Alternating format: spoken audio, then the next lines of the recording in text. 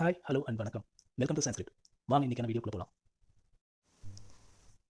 இன்றைக்கான first word subsequent. இது ஒரு அட்ஜெக்டிவ். இதோட மீனிங் பார்த்தீங்கன்னா ஃபாலோயிங். இதுதான் இதோட மீனிங். தமிழ் அர்த்தம் வந்து தொடர்ந்து, பின்வருகிற, அடுத்தடுத்த, இந்த மாதிரி அர்த்தத்தில் தான் வரும். இப்போ எக்ஸாம்பிள் பார்க்கலாம். The subsequent chapters of the novel revealed the consequences of the main characters actions.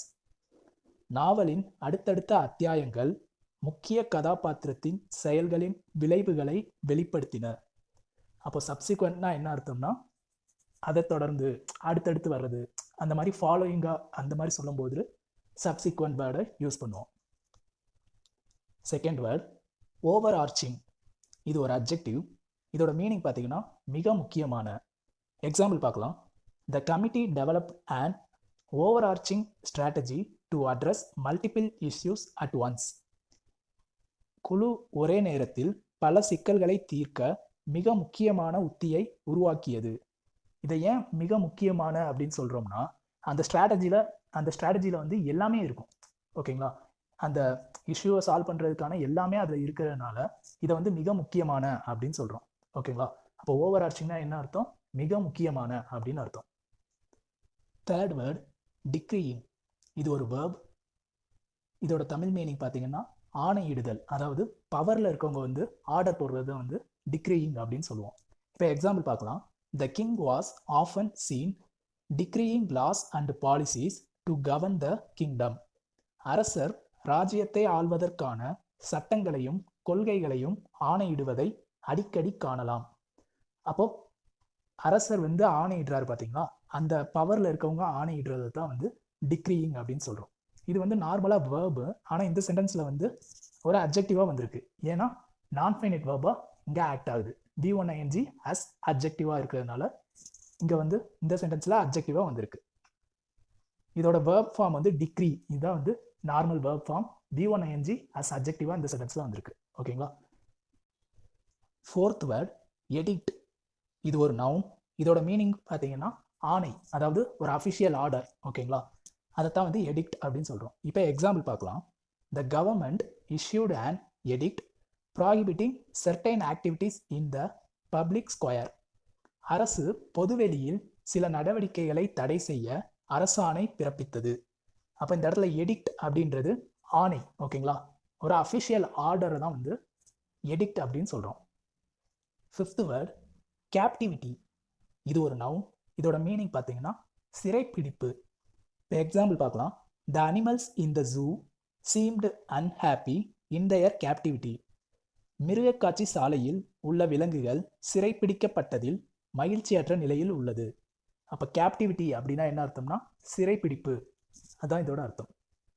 Sixth word peer. இது ஒரு நவுன். இதோட மீனிங் பார்த்தீங்கன்னா சகாக்கள், அதாவது சேம் ஸ்டேட்டஸ் அல்லது same specification or same features இருக்கக்கூடிய ஒரு விஷயத்தை தான் வந்து சகாக்கள் அப்படின்னு சொல்கிறோம். அதாவது பியர். ஓகேங்களா? இப்போ எக்ஸாம்பிள் பார்க்கலாம். She discussed the project with her peers to gather different perspectives. வெவ்வேறு கண்ணோட்டங்களை சேகரிக்க தனது சகாக்களுடன் திட்டத்தை பற்றி விவாதித்தார். இந்த இடத்துல சகாக்கள் அப்படின்றது அவங்க கூட வேலை பார்க்குற சேம் ஸ்டேட்டஸில் இருக்க ஃப்ரெண்ட்ஸ். ஓகேங்களா?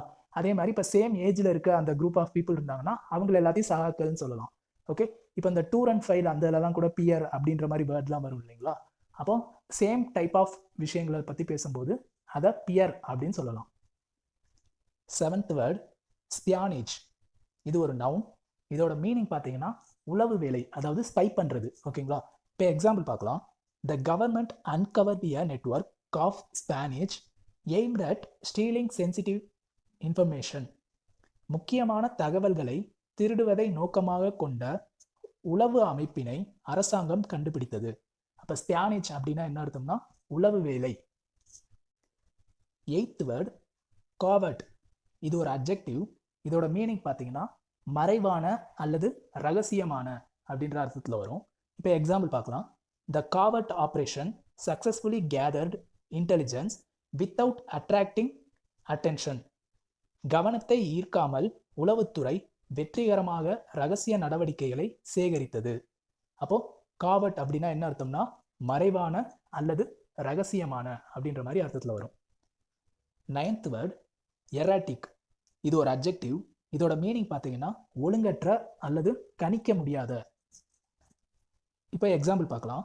த stock market showed erratic behaviour causing concern among investors. பங்குச்சந்தை ஒழுங்கற்ற நிலையை காட்டியது, முதலீட்டாளர்கள் மத்தியில் கவலையை ஏற்படுத்தியது. அப்போ எரட்டிக் அப்படின்னா நாட் ரெகுலர், ஓகேங்களா?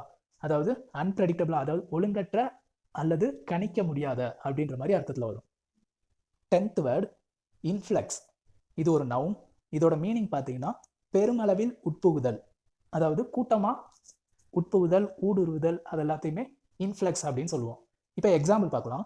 த city experience and influx of tourist during the holiday session. விடுமுறை நாட்களில் சுற்றுலா பயணிகளின் வருகை அதிகமாக இருந்தது. அப்போது அந்த வருகை அந்த பயணிகளோட வருகை அந்த நாட்டுக்குள்ளே, அந்த சிட்டிக்குள்ளே வந்து என்ட்ரு ஆகிறாங்க இல்லையா, அந்த உட்புகுதலை தான் வந்து இன்ஃப்ளக்ஸ் அப்படின்னு சொல்கிறோம், ஓகேங்களா? அப்போ இன்ஃப்ளக்ஸ்னா என்னது? கூட்டமாக ஊடுருவுதல், உட்புகுதல். ஓகே, இன்னைக்கான செஷன் ஓவர். தேங்க்ஸ் ஃபார் வாட்சிங்.